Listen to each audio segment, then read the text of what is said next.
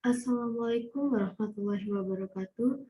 Shalom, Om Swastiastu, Namo Buddhaya, salam kebajikan, dan salam sehat untuk kita semua. Perkenalkan, nama saya Syarifah Farahdiba dari Fakultas Hukum, Prodi Ilmu Hukum Universitas Jember, dengan NIM 210710101239. Di sini saya akan mempresentasikan artikel ilmiah saya yang berjudul Efektivitas penerapan PPKM dalam menanggulangi COVID-19 di Indonesia. Virus COVID-19 merupakan keluarga besar dari MERS dan SARS. COVID-19 pertama kali ditemukan di Wuhan, China. Penularan virus ini adalah dari hewan ke manusia, lalu beradaptasi menjadi manusia ke manusia. Sampai saat ini, virus COVID-19 masih belum merada. Bahkan di beberapa negara muncul varian baru. Pada tanggal 12 Maret 2020, WHO menetapkan bahwa COVID-19 sebagai pandemi. Kasus pertama di Indonesia ditemukan pada 2 warga Depok pada bulan Maret 2020. Laju penularan COVID-19 di Indonesia jatuh pada tanggal 6 Juli 2021 yang mencapai 31.189 kasus. Setiap negara dihimbau untuk menutup tempat wisata, melakukan karantina mandiri, dan dilarang untuk berkerumun. Indonesia mengambil langkah tegas dengan menetapkan pemberlakuan pembatasan kegiatan masyarakat atau PPKM pada wilayah Jawa Bali pada tanggal 3-20 Juli 2021. Tujuan diterapkannya PPKM adalah untuk menekan laju penularan COVID-19 sesuai dengan instruksi Menteri Dalam Negeri Nomor 15 Tahun 2021 tentang pemberlakuan pembatasan kegiatan masyarakat darurat COVID-19 yang menjadi dasar para penegak hukum untuk dilaksanakannya PPKM. Jika ada yang melanggar PPKM, maka akan dikenai sanksi yang sudah diatur dalam pasal 68 ayat 1 dan ayat 2 Undang-Undang Nomor 23 Tahun 2014 tentang pemerintahan daerah untuk pelaku usaha, restoran, pusat pembelanjaan, pusat pembelajaran, dan transportasi umum. Bentuk sanksi tersebut adalah sanksi administrasi sampai dengan penutupan usaha yang sesuai dengan undang-undang.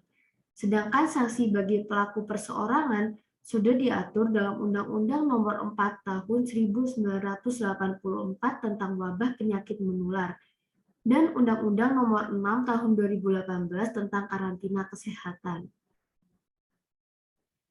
Coronavirus merupakan keluarga besar virus yang menyebabkan penyakit pada manusia dan hewan. Pada manusia, biasanya menyebabkan penyakit infeksi saluran pernapasan, mulai dari flu biasa hingga penyakit yang serius seperti MERS dan SARS. Coronavirus jenis baru yang ditemukan pada manusia sejak kejadian luar biasa muncul di Wuhan, China pada Desember 2019. Kemudian diberi nama Severe Acute Respiratory Syndrome Coronavirus 2 atau SARS-CoV-2 dan menyebabkan penyakit coronavirus disease 2019 atau biasa disebut dengan COVID-19. COVID-19 disebabkan oleh SARS-CoV-2 yang termasuk dalam keluarga besar coronavirus yang sama dengan penyebab SARS pada tahun 2003. Hanya berbeda jenis virusnya. Gejalanya mirip dengan SARS, namun angka kematian SARS 9,6% lebih tinggi dibanding COVID-19, kurang dari 5%. Walaupun jumlah kasus COVID-19 jauh lebih rendah dibanding SARS, COVID-19 juga memiliki penyebaran yang lebih luas dan cepat ke beberapa negara dibanding SARS. Penyebaran virus COVID-19 ini membawa dampak atau pengaruh yang besar dalam tatanan politik, budaya ekonomi, dan pendidikan pada setiap negara. Pemerintah Indonesia telah banyak mengeluarkan kebijakan-kebijakan terkait pencegahan penyebaran virus COVID-19 ini yang berdampak pada kondisi pemerintahan Indonesia. Adanya COVID-19 ini menyebabkan pemerintah melakukan PPKM atau karantina wilayah. PPKM adalah kepanjangan dari pemberlakuan pembatasan kegiatan masyarakat. Dalam kerangka PPKM, pemerintah menetapkan rincian pengaturan mobilitas dan aktivitas sebagai berikut. Yang pertama, sektor esensial seperti keuangan, informasi dan teknologi, industri orientasi ekspor, hotel yang tidak dialokasikan sebagai lokasi karantina, menerapkan 50% WFH dan 50% WFO. Kedua, faktor esensial pemerintahan yang memberikan pelayanan publik yang tidak bisa ditunda pelaksanaannya menerapkan 25% WFO. Sektor kritikal seperti energi, kesehatan, keamanan, logistik, dan transportasi, utilitas dasar menerapkan 100% WFO. Sektor non-esensial menerapkan 100% WFH. Selanjutnya, pelaksanaan kegiatan pembelajaran secara daring. 6. Penutupan pusat pembelanjaan, mal, toko kelontong, dan pasar tradisional berkapasitas pengunjung 50% pada 20.00 WIB, WITA, atau WIT. Yang ketujuh, restoran, kafe, atau warung makan hanya melayani pengantaran dan tidak menerima makan di tempat. 8. Tempat ibadah ditutup sementara. 9. Fasilitas umum seperti taman umum dan tempat wisata ditutup sementara. 10. Apotik dan toko obat dapat beroperasi selama 24 jam. 11. Kegiatan seni, budaya, olahraga, dan sosial kemasyarakatan ditutup dan diberhentikan sementara. 12. Resepsi pernikahan dihadiri maksimal 30 orang dan tidak boleh menyediakan makanan di tempat resepsi. 13. Seluruh sarana transportasi massal, termasuk transportasi online, berkapasitas 70%. 14.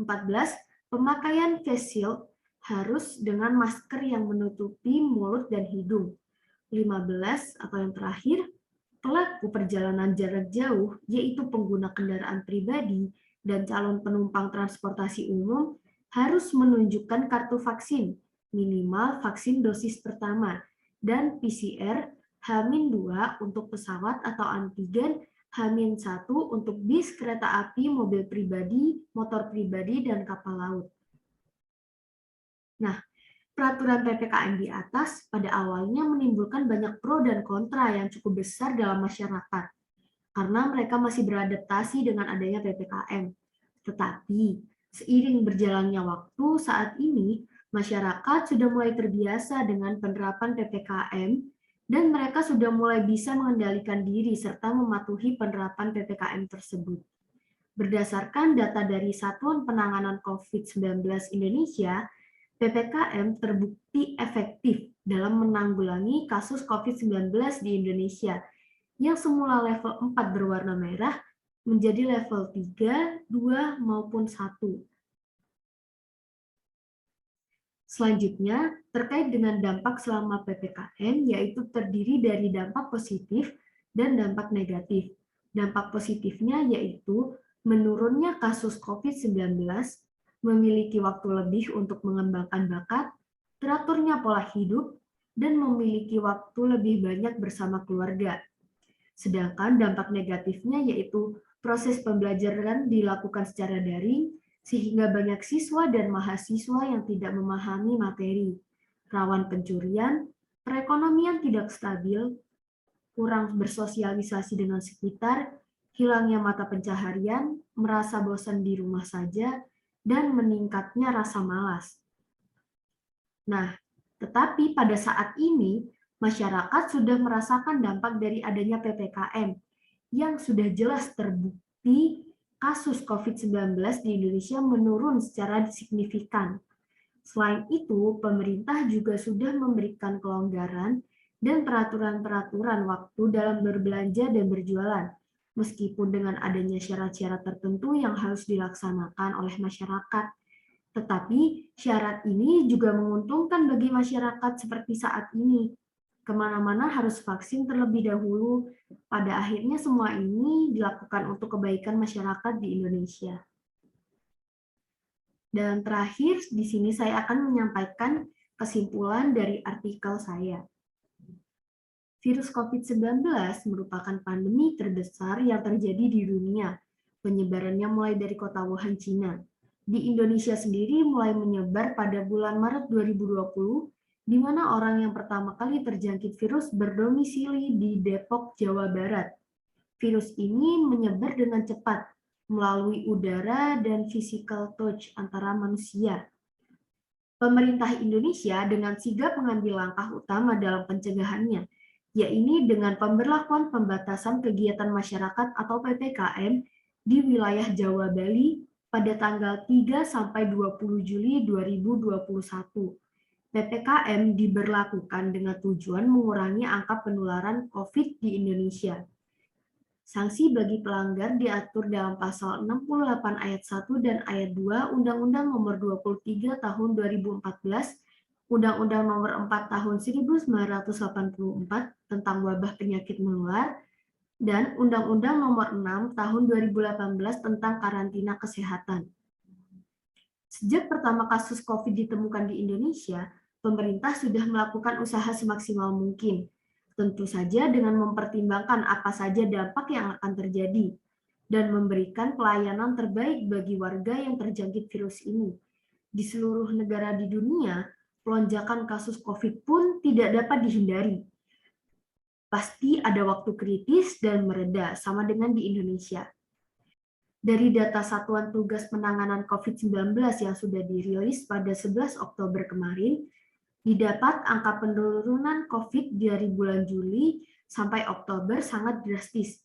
Hal ini dikarenakan penanganan yang sesuai oleh pemerintah dan masyarakat yang mengikuti arahan pemerintah. Dengan bekerja sama yang baik antara pemerintah dan masyarakat, maka kita dapat bersama-sama memerangi virus COVID-19 ini. Sekian presentasi dari saya. Bila ada salah kata dan kurang lebihnya saya mohon maaf. Wassalamualaikum warahmatullahi wabarakatuh.